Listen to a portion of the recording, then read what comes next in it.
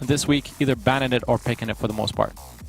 Kestrel going to be taken off the board here by Fnatic, so not wanting Massili's to grab that pickup again. They obviously saw the highlight reels from Massili's last weekend, and they don't want to see that. I mean, he can just grab himself the Vox here, though, and I would expect the Vox to be the pickup for Qlash, just because you don't want to run the risk of not having the Kestrel or the Vox going over to you when you time to your final pick. So I would fully expect to see them go ahead and grab that Vox for Massili's.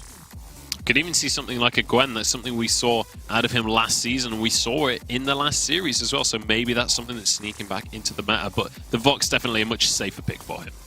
A much safer pick and much more frequent pick for Massili's. Again, it's by far his most played hero. That is what they're going to go for. Like I said, it'd just be too risky to leave it open and allow Fnatic to just grab it for themselves along with their captain. And I mean, Vox works pretty well against the Cruel because especially if you go for a Poison Shiv, you're able to kite him out very effectively. You reduce his barriers, you reduce his sustain, and it's easy to dance around him. So Vox works not only well for Massilis, but works well against Fnatic's composition with the Lance also coming through. And now it's Celeste. That's a very interesting one because we haven't seen too much of her here in 2.9, but TechnoJJ is going to be going for her.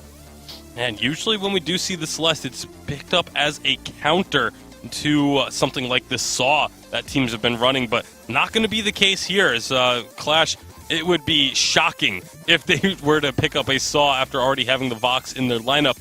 And so just a straight Celeste pick. No frills, no counters that they're trying to focus on there. It's just picking it because they feel like it. Yeah, I mean, it's a composition that we've seen so much of in the past. In 2.8, talking more specifically, where you have Protect, the hyper carry kind of thing, and with Celeste having Cruel Lance for her, peeling for her protection, it should be work very effectively. But they are going up against the Taka at this point, and that's a hero that can dive it very well. Yeah, and I want to talk about that Taka pick because this is not something that typically is Agony's playstyle. When we talk about Agony, you think of things like the Crawl and the Samuel, neither of which really fill that same role as Attacker. Yeah, definitely going to be looking to try and make these assassination plays and try and just dive onto the Celeste and just take her out of the fights very quickly, using the Chitin to dodge out from the core collapses and trying to avoid a lot of the stuns that are going to be coming out. Honestly, Qlash have a really good draft to deal with the Celeste on the backline, even though she has a Cruel and a Lance. If they're able to portal in on top of the Celeste at the same time,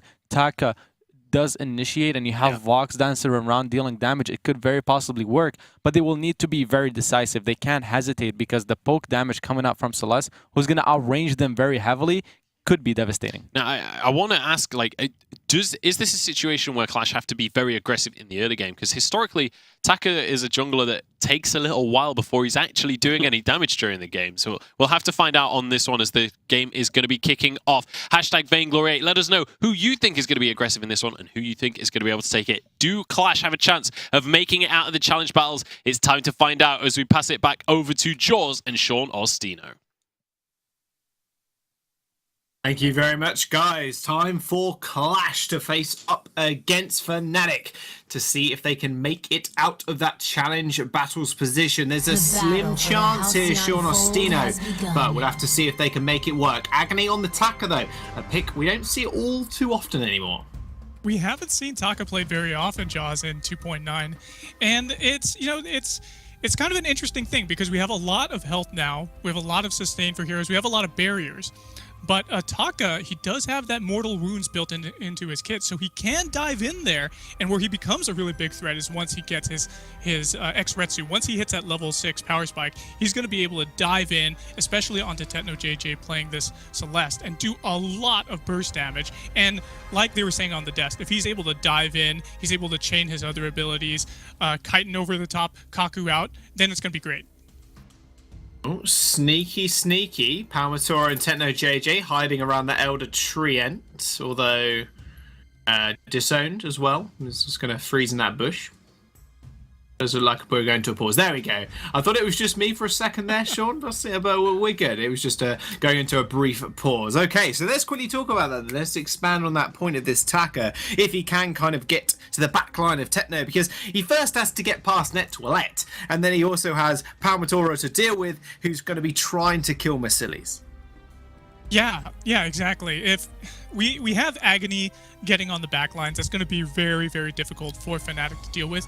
Mercilli's, though, if he's able to just kite around the fights and able to dive into, if he can make it to late game as well and get a lot of weapon power items, he's going to be a damage threat in his own. And then if you look at Disown, there's going to be a lot of sustained coming out of Disown, and the Lyra bulwarks are also going to be able to prevent Palmatoro from coming in as well. That's looks like we're just gonna reset up draft. It looks like, but well, you know, you guys still got time to talk. But it's all right. I've noted everything down, so if people have forgotten the picks, we can talk about them. It's not a problem.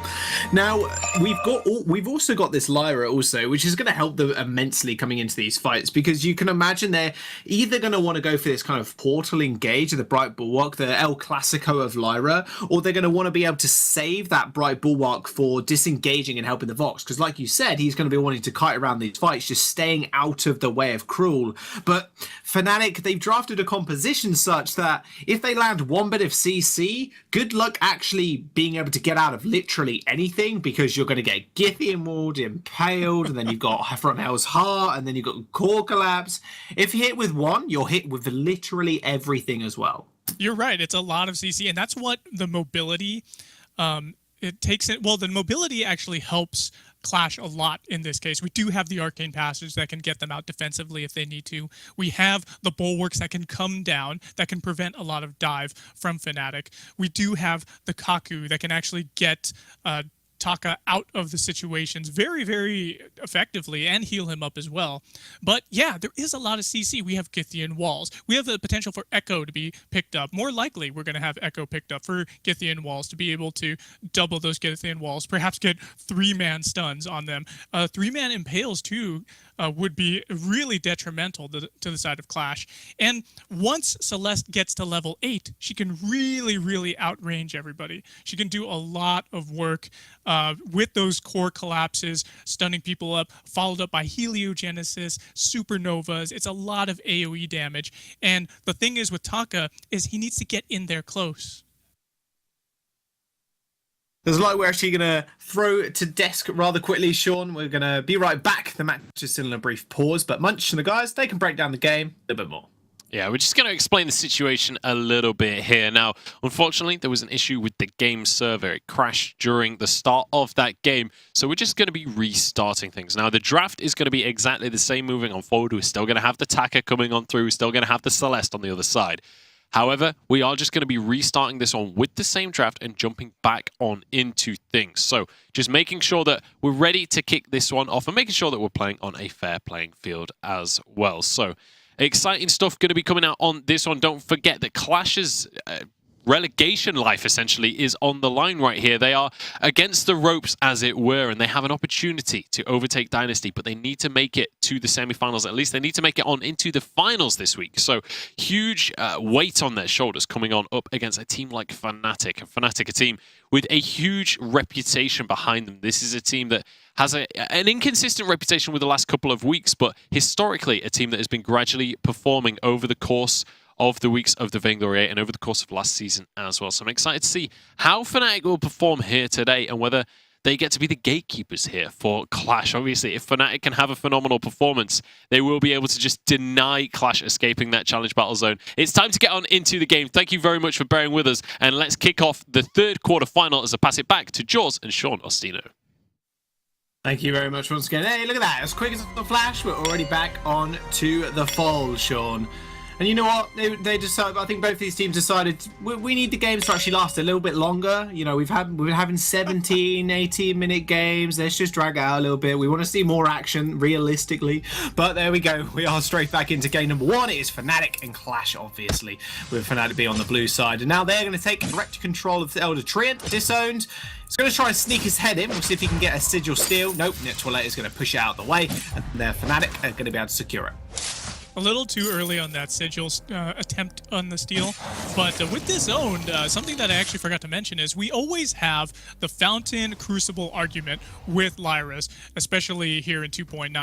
Now, I would actually recommend and I would hope that Disowned picks up a Crucible, since we've been talking about the CC that could possibly be chained a lot out of Fnatic. If they get one CC chain down, they're going to be able to do really, really devastating damage to the side of Qlash. Also, Palmatoro, not only does he have the CC, especially with that from Hell's Heart, but he also has those weakness stacks with Spectral Smite built into his kit. If he's able to get on Mercillius just like this, then we could have a lot of potential for damage reduction coming out of Mercillius as long as they focus him down. And I would expect them to do that. As long as they focus down Mercillius first, either get Disown down or Agony next, then Fnatic is going to really steamroll this game to the late game and get themselves a win. Well, they're going to take direct control of it again, and Sigil stole it out this time. All right, Disown came up big. We're seeing a lot of Lyra steals today. Surprise, surprise. Lyra OP, eh? Fnatic moving into the lane, though. Mercillius is going to be able to back off rather sharpish. Techno, as always, is probably going to have a bit of a tough time in the lane, especially coming up against Mercillius and Disowned, who do have the regeneration in their favour, although Tenno JJ is going to be able to push this one out. And they did actually use a minion candy as well on the side of Qlash to push that wave in, making sure Techno doesn't get as far. This is also going to be their prime objective. Qlash, when they're going to have to be able to deal with Tenno JJ when he hits that level 8 mark, and when he is able to overdrive his heliogenesis, they're going to be outranged, and it's going to be one of the big issues for them, because their turret taking potential, or their defending, sorry, of the turrets here, Sean, is going to be put at strain, as Mercillius just doesn't have the range to deal with Techno. Yeah, he definitely doesn't. And he is actually, when he used that minion candy to actually push the wave up, that was actually a really smart idea, because it allowed him to back first and get up a little bit more farm. He only has a couple more farm compared to Techno JJ at the moment, but still, it's a very interesting situation. If you look down in the jungle, Agony and Disown working on that Elder Treant. Agony actually takes it away. He does pick up the Stormguard banner for that jungle clear. Oh, Mercillius going low. He's extremely low. Another one of those heal genesis would have killed him, but sustained through the sigil. And that was what I was talking about, the chain CC. You just saw the end of it there, and Impale landed straight into a core collapse. And that was almost him said and done. Palmatoro now rotating towards the lane, actually just runs straight past and through Agony. So he won't be able to spot him out, but that'll be Qlash once again. Just going for a nice little reset. Ted now actually paused to pop the flask here to be able to stay in the lane and sustain himself up. Palmatoro looks like he's got himself a weapon blade and a blazing salvo there. He could potentially be working towards a bone saw there, but actually, no, well, I would hope not, because we're probably not going to see that much armor coming out of the side of Qlash at the moment. But yeah, Techno JJ sitting on a lot of gold. He could potentially be working. He is going to be working towards that Shattered Glass pretty soon coming up. Agony down here in the jungle, just continuing to farm up. We don't see any level 6 power spikes yet, but once we see that level 6 power spike come on to Agony on this Taka, we're really going to have to watch out for them because he could easily burst down Techno JJ and get on the back line. Yeah, he can basically detonate Techno, like you said, because Techno, again, is not going to be building many defenses in the early game, you can imagine. Just wants to be able to stack up. A nice Impale actually does land, but he's in a lot of trouble. Githy and Warner boot usage coming through for Netwillet. They're chasing him up. Spectral Smite hits him, but doesn't quite take him out. And Agony trading a lot of the damage back onto Netwillet as well. Fnatic, they regain control of the lane as Techno arrives. Disowned is working towards that. Oh no, Agony gets stunned up a little bit. He should be good, although Impale does end up missing. Techno doesn't have that core, or did try for the core collapse, it seems, but didn't end up landing it. Agony is going to be able to hold the wave for Mercillius as well, as Mercillius has backed first up. You said the back priority here from Qlash has been fantastic, and already picking up his first tier item as well will be that Sorrow Blade. So Techno JJ, only a little bit behind, is going to rotate up towards the lane now as well, and has picked up his Shatter Glass. You can see the burst heals coming out of Disown. They're actually pretty good right now. He has picked up that Crucible, so that's going to allow some pretty good base healing coming out, scaling with his base health as well. We also see Netwillet having a Fountain of Renewal, so again, more sustain being picked up here in the first 5 minutes of the game, and it looks like Agony wants to engage. X-Retsu, where he's going to get instantly impaled, and that damage is going to instantly get traded backwards. Nice use of the ultimate there as well. And hang on a second, Techno JJ Solar Storms him, and Palmatoro straight off the back of that was able to just lock him down. And speaking of locking them down, there's another Impale landing straight onto Disowned, who had already used the Crucible at the start of that engagement. Oh my goodness. Qlash is not looking too good right now at 6 minutes into the game. Getting just annihilated there in that last team fight. And that first turret is destroyed going over to Fnatic. Looks like they're going to go ahead and check out to see if there's any jungle creeps to clear out, but not much. But still, if Fnatic wants to keep steamrolling like this, they're going to be doing themselves a really good service here.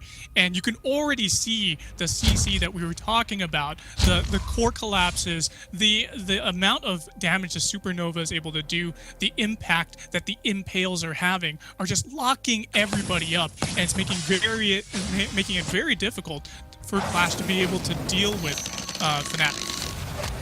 Yeah, from Hell's Heart, Impale, all of the above is just going to be able to lock one target down and annihilate them. Agony picking up his first item spike, though, in that aftershock. So he is at that level 7 mark. Those Ezrezus are going to start to hurt. And has got a banner for the clear also. So they are by no means, obviously, out of this game just yet. But Techno is just inching closer and closer towards his tier 2 item.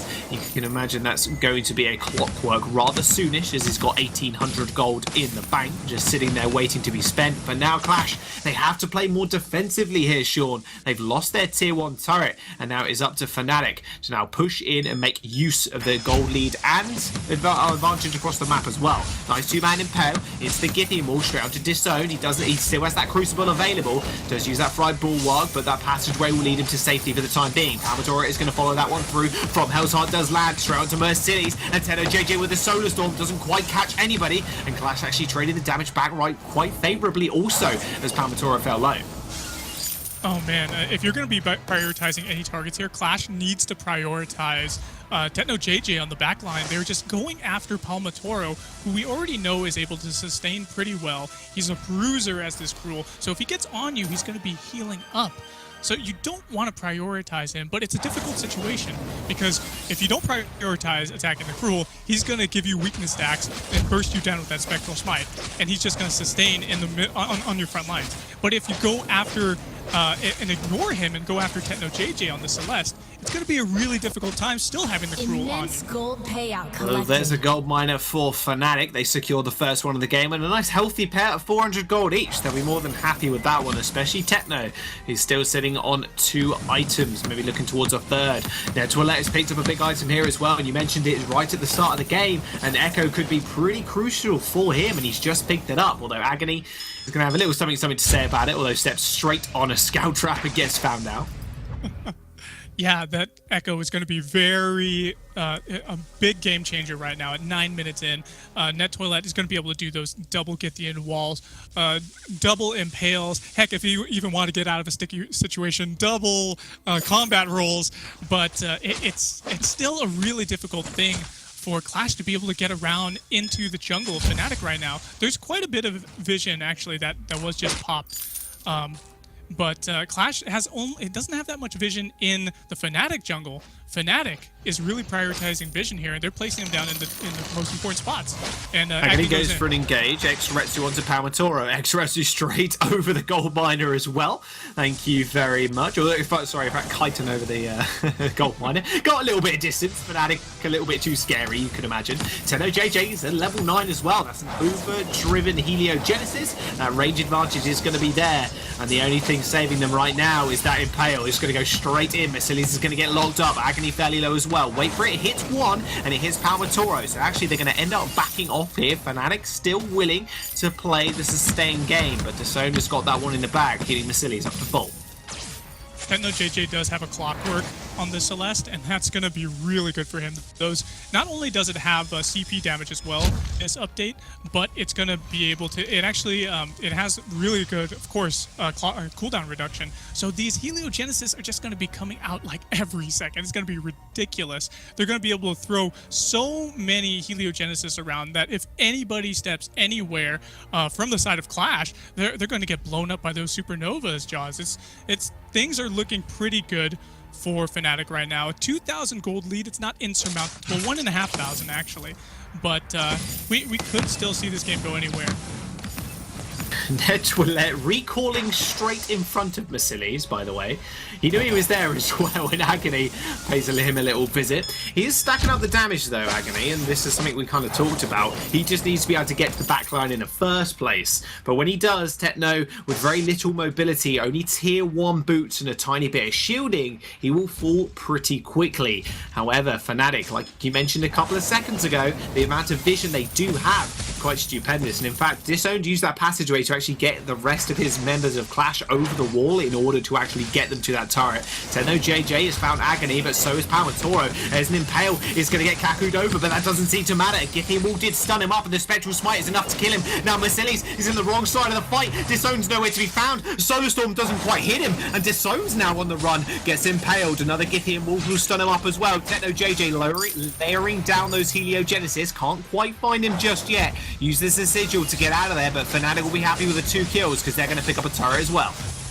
Fnatic, really good positioning out of that last team fight there, Jaws. They actually had Palmatoro wait in the bush just above the lane, and once the members of Qlash were actually pushed a little bit more forward, that's where he flanked them from behind. Really smart move out of them, focusing down Mercedes, taking him out, and Agony as well. Agony wasn't able to do that much. He dove in with his X-Retsu, and it just didn't seem to have that much of an impact onto Techno JJ, despite him only having a light shield there. Imagine if he builds into an Aegis, then it's just going to be mitigating a lot of the damage that's coming out from this Taka. Fnatic now pushing their gold lead also. 12 minutes in, 4k gold lead in their back pocket.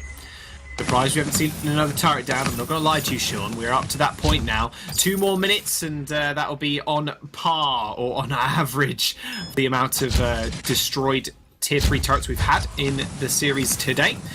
Fnatic still need to defend their tier 1 though. Palmatoro and Netwillet, they've made their way towards the lane. Mercedes dodges out of that impale for the time being. But you can see once again Palmatoro hiding in that brush. But this time Qlash know more than well they should just stay away from it. Although that was a bit of an interesting engage from Netwillet with Palmatoro not being there. But where they want to fight is in corridors, and that's exactly where they're actually pushing Qlash now. Yeah, really smart move. If you are Lance, you want to fight in corridors. It makes it so much easier to land your CC, to be able to get the in-wall people into walls, stun them up, to be able to impale people moving through these tight corridors. Really smart moves, and it looks like Qlash wants to fight. Well, they want to go for an engage. That's straight in, straight onto Mercedes once again. They're going to find him. Techno JJ still left completely alone. Passageway is actually going to zip Agony towards the rest of his team. Qlash just trying to go for a bit of a wonky engage. Netwillet goes to re-engage. That's going to be an extra 2 onto Techno JJ, but a core collapse will find 2. Another route, and an Impale does land beautifully synchronized. Techno JJ was able to solo storm in for the kill as well, but Mercedes is very healthy. A core collapse on 2 members of Qlash will send them running, but running they do as they do activate those war treads. Double Githian Wall will only sentence 1 for Fnatic members to death. Techno JJ face checking though, and Mercedes just wipes him off the face to fold.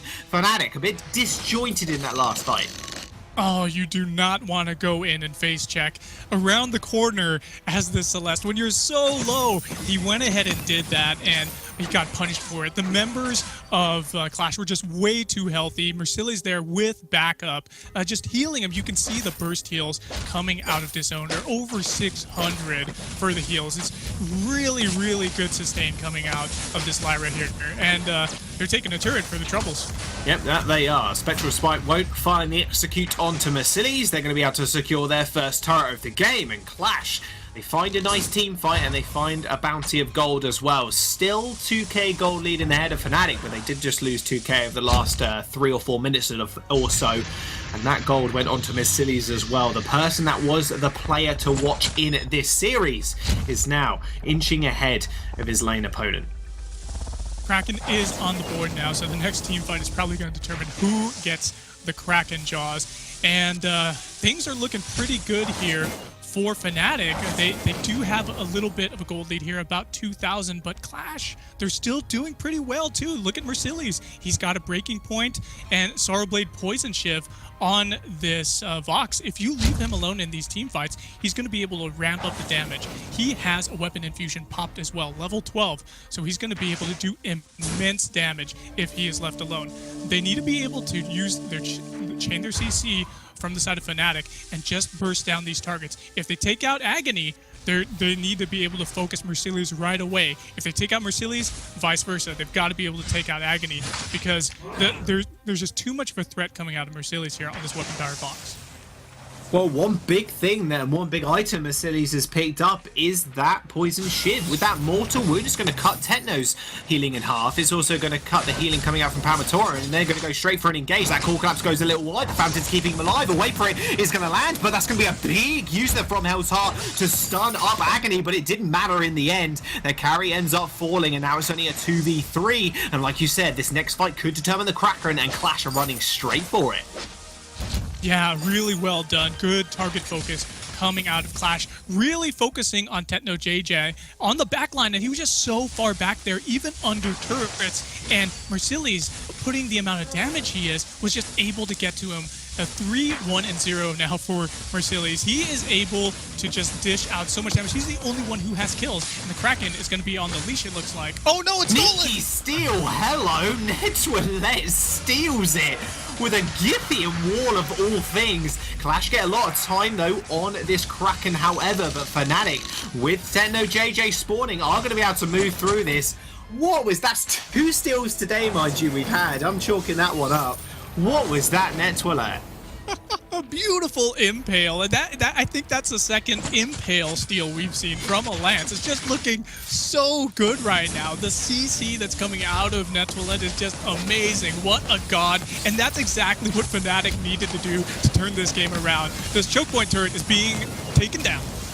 Yeah, too easy for the range advantage of Techno JJ. That's going to be a nice little barrel roll from Netwillet. Let's try and find an engagement. And X-Retsu onto the Kraken to try and do as much damage as possible. And Impale just land on 2. So does the from Hell's Heart. Double Impale, in fact. And a massive wait for it comes through from the Vox. But it wasn't quite enough to start the fight or disengage from the fight. Agony still trying to take out that Kraken, going very low. Nice Impale onto Merciless once again. Core Collapse lines up and a Solar Storm will ripple through them. But it's not quite enough damage to kill them. But they secure a turret in the process. Oh my goodness, such a great team fight. You know, started with that Kraken steal out of Fnatic. Really good push. They've taken down all but 1 crystal turret remaining. Oh, but Agony still wants more. Yeah, they won the fight this. Netwillet going extremely low, and Agony is going to be able to kill him with the help of Merciless. Techno JJ and Palmatoro still trying to run away, and X-Retsu will find him. Pops an infusion as well, mind you, on the way. That's some fast shopping. I wish I was that quick in the shops, in all honesty. Agony is going to be able to chase him up. That's a beautiful core collapse from Merciless. Ends up blocking it with the reflex block. Crystal Century taken by Qlash here as well. We'll see what they can get off the rest of it also. What a swing back and forth, Jaws. Qlash punishing Netwillet and the rest of the team by having them stay too long. Now they were on the run, and once you have Netwillet taken out, he's not able to peel effectively because he's dead, right? You're not able to have Techno JJ be protected, even though he was bootsing away down there in the jungle. The movement speed. Palmatoro! Oh no! He gets it! Oh, okay. I didn't think it was going to get it, but the last Spectral Smite stack at the end there manages to secure it. Palmatoro risks his own life, but they end up securing the last turret on the map for Qlash. Oh, really well done by Palmatoro. He's got a 30-second death timer, but taking out that last crystal turret was really smart because now there's a backdoor situation for Fnatic to be able to get in there, and now we've got to see a lot of vision coming out from Disowned. Just put scout traps everywhere. Interesting pickup. He does actually have a null wave gauntlet, so he could be mitigating the effectiveness of that echo that's on Netwillet. Palmatoro, bit of a hero right now, wants to make sure Qlash cannot get over those challenge battle positions. Now, Qlash, they're still in the game, mind you. The gold lead has completely collapsed also. It's only about a couple of hundred swinging each way. Now Fnatic are moving in. That Kraken is up and available yet again to both teams. And if Fnatic secure it, that could very well be the end of the game. But if Qlash secure it, they've still got to chew through 4 turrets before they can actually look at hitting the crystal. So Fnatic are in prime position, and it's up to Qlash to really make the move.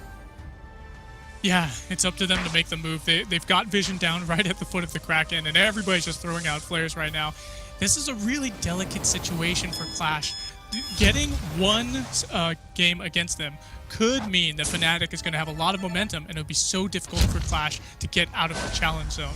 Qlash going in for the engage though. X-Retsu on the back line, and that's JJ left completely alone. Agony still trying to find the kill. The Impale doesn't quite land, but meanwhile Palmatoro is just beating Mercilli's to death. A Wave Throw will come out and silence 3 members, and now this spread out team fight has ended up. Fnatic just reconvening in the back lines. Maybe going for a little reset here. Now Mercilli's caught on the wrong side of the rock. Ends up going down to the Spectral Smite. A nice stun onto Agony as well from the Githian. Will land there to let a kill. That'll be disowned now, running away for Qlash, but this very well could be the end of the game. 40-second death timers coming through, and Fnatic are going to look to end.